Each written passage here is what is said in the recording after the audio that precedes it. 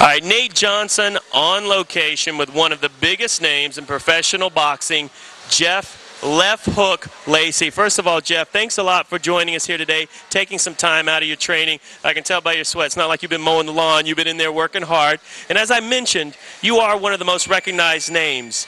You've boxed all over the country. You've boxed abroad as well, so you're an international boxer now. And you've had thousands of people cheering your name. But the flip side of that is in your hometown of St. Petersburg, Florida, you have even more pub, so to speak. You are a beloved member of the community. How does that compare with having international fame, the fame that you have here with your friends, families, and neighbors? Well, the local fame is totally different because you know all the local people here. You know your fans. You see them every day. You go out to eat. You go out to the clubs. Whatever you may do, you always encounter with your fans here. And you really get a physical feeling of how much they enjoy what we do in the ring and how much they love it. So it really shows a lot when you're in your local hometown and you got the local fans. It's totally different from being in Europe or in Las Vegas and something like that. Well, you know, all of your local fans do love watching you fight. You've got a fight coming up July 23rd. Talk a little bit about your opponent. Talk about the fight a little bit. Well, I mean, yeah, as you just said, I got a fight coming up July 23rd on ESPN2. That's next Wednesday night. I'm coming off a shoulder injury. I've been out, you know, in my last 2 years. It's been kind of rocky with injuries with me, but I put all that behind me, and we're looking to go out next Wednesday night and really showcase what I've done before in my past and show all my fans that I'm back. Now, you talk about the shoulder injury. That's something that a lot of people would have probably laid down from because it was a difficult injury, especially for a boxer, a shoulder injury. You had to work hard to come back. It wasn't like this was the beginning of your career. You're certainly not an old boxer, but at the same time, you've accomplished a lot. A lot of athletes would have said, you know what, I'm done with that. I'm not going to do any more. What motivated you to work so hard to come back? Really, the bottom line is the love for the sport that I have. It's a genuine love. It's not about the money. It's not about the fame. It's not about the praise that we get when we're out and about. You know what I'm saying? We see our fans. It's about the genuine love that I have. And my real true fans that really kept me, you know, they were saddened when they thought, you know, it was a chance that I couldn't come back to boxing. And I just didn't want to lay down. But the heart and the wisdom and just me wanting to be back in the ring, and that's what I love, and it drove me to want to get back into the ring, and that's what I did with the help of the fans. Well, and certainly the fans are behind you all over the world, but again, especially here in St. Petersburg.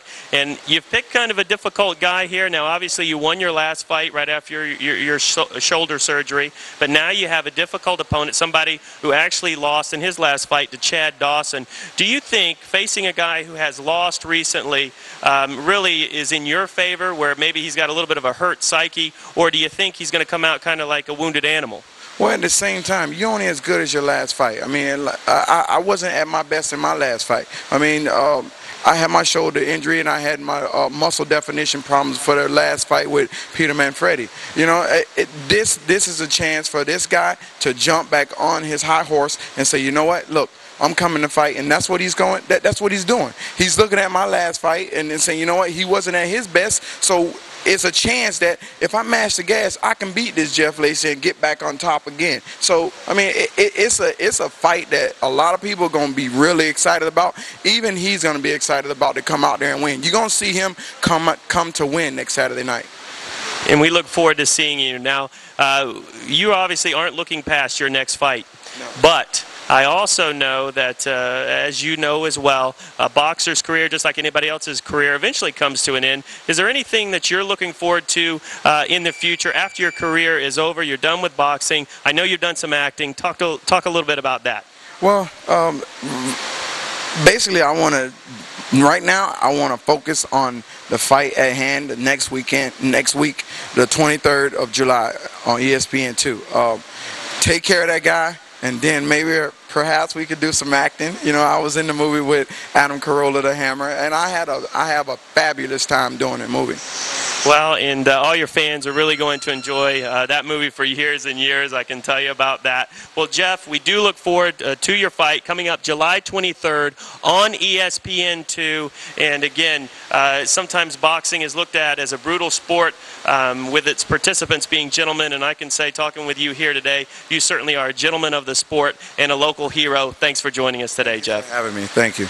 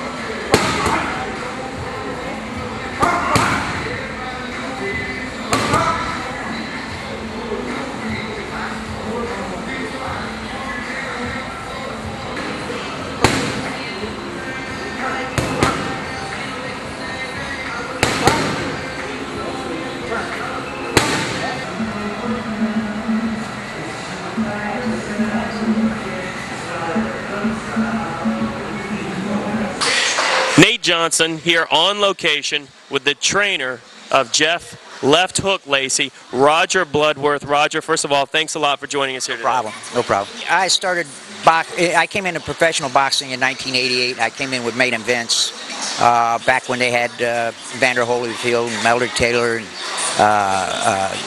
John Molina and Parnell Whitaker. So, you know, I had some experience with those. And Jeff and I actually met when he came out of the Olympics. I was still working for Maiden Vince, and he went with Maiden Vince. So I was with Jeff for his first 15 fights. So you've had, obviously, some experience after those. I know you've told me more stories than even those. So you've worked with a lot of people over the years. Compare Jeff's work habit with some of the other fighters that you've worked with. Is Jeff a hard trainer, or is he like some athletes, not really wanting to train, not really having that as part of his game? And I got a feeling I know the answer. Well, Jeff's always been a good trainer, what I call a good trainer. You know, you don't have to look for him. He'll come and get you when it's time to go to work. So that's not a problem with Jeff. Yeah, I would not be a good trainer. I would know. You'd have to drag me out of bed every morning. Now, right now I'm working with Jeff and David Tua and Joel Casamayor. And they're all pretty good workers, but I'd say Jeff probably works as hard as anybody. I can imagine, and we can see a little bit of what he's doing behind us. And Roger didn't have to urge him on to get back there and start working. He's been doing it since we've been here. Now, we recognize that Jeff's opponent, someone who just lost to Chad Dawson here recently. Tell us a little bit about the opponent that Jeff's facing, and I think from that past fight with Chad that you may be able to use in the upcoming fight. Well, yeah, his name is Eponino Mendoza.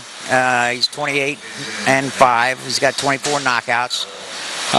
He's kind of a tall, about 6'2", rangy fighter. He got long arms. He's got kind of a sneaky overhand right and a sneaky left hook. He comes to fight. You know, he's not going to be any mystery. He's going to be right there in front of you. Comes to fight, and I'm sure he's going to do his best to knock Jeff out. Oh, I can imagine, and I got a feeling that you're training Jeff to do the same to him, correct?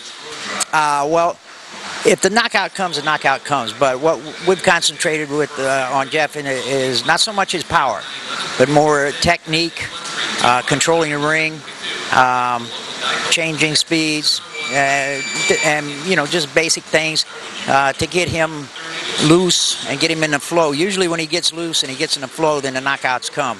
And one thing he's done a little bit differently this time is he's using a guy named Anthony Brady for his core training, and I think he's a lot stronger in his core, so you know, he's got better balance.